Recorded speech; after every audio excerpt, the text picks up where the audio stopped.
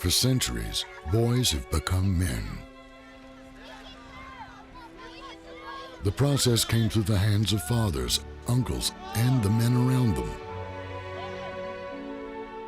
A man's world was often in the outdoors, and by the sweat of his brow and work. There was a community of men around him. It was a physical and demanding world, often a life of labor and hard work. But it came with adventure and testing in the wilderness. A boy learned the path through his father by his teaching and instruction, often learning his trade and skills to live by. It was by this community of men he walked the path of those who had gone before them and stood on the shoulders of men as a man.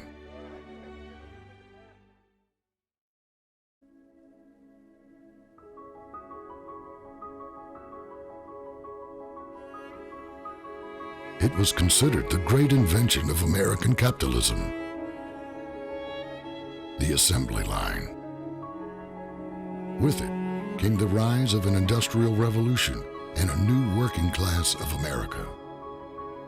No longer were skills acquired at the hands of men. It was by machine.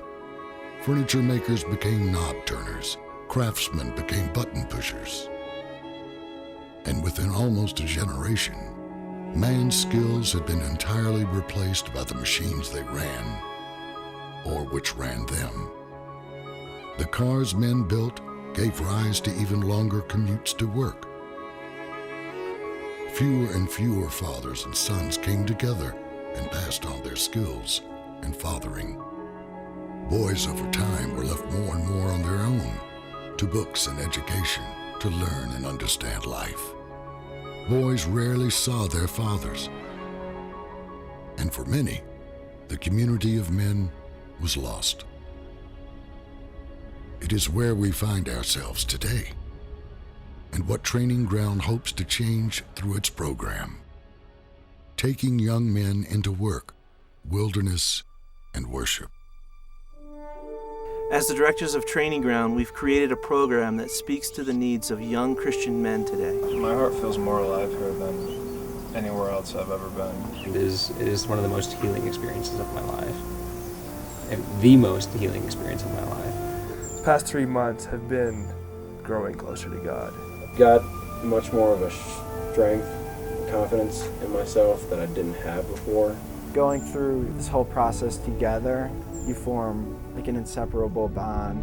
At Training Ground, we have a community of older men who are mentors and guides to the young men in our program.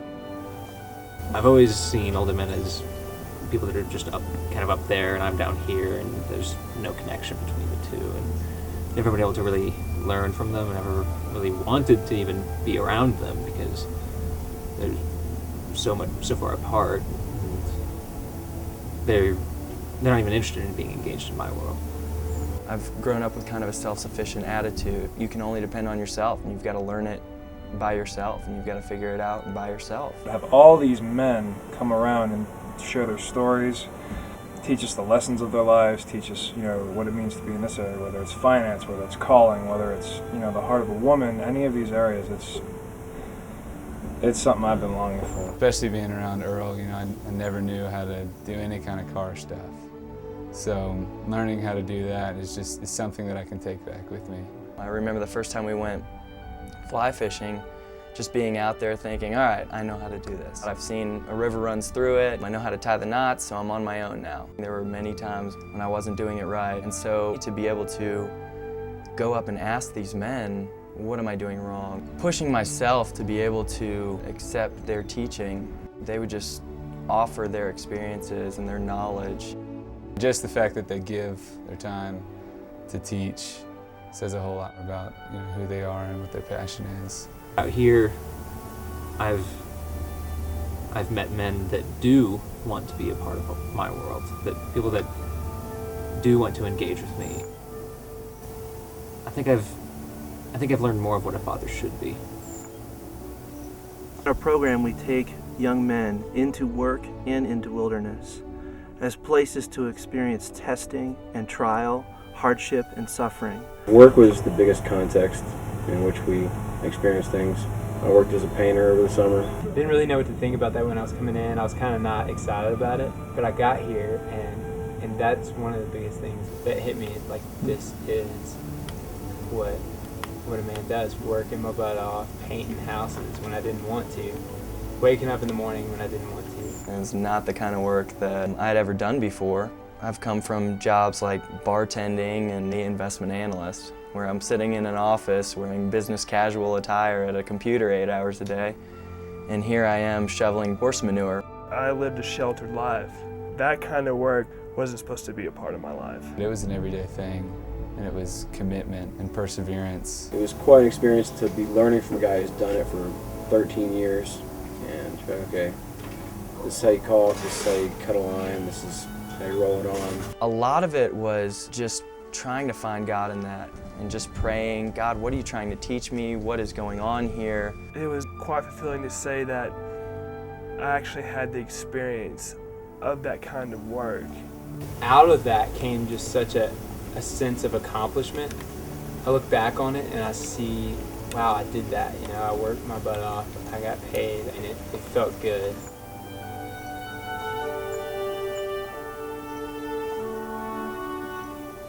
Training ground is probably one of the most dangerous, I'd say risky, vulnerable, freeing, life-giving journeys that you can ever take for your heart.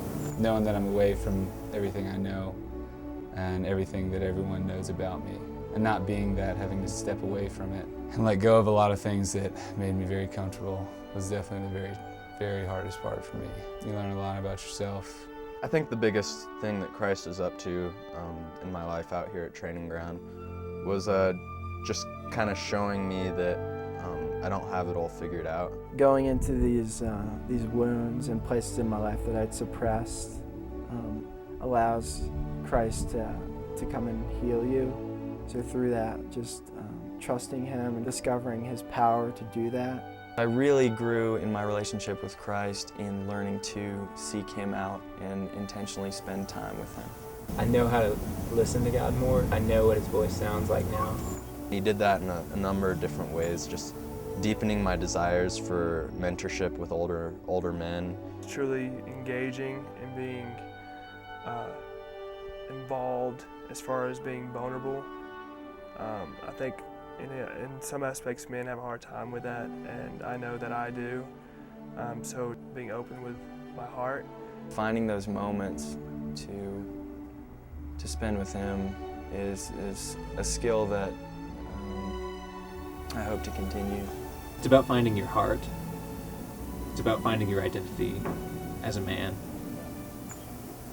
I worked my way through the program, and now I have a better appreciation for where I'm going.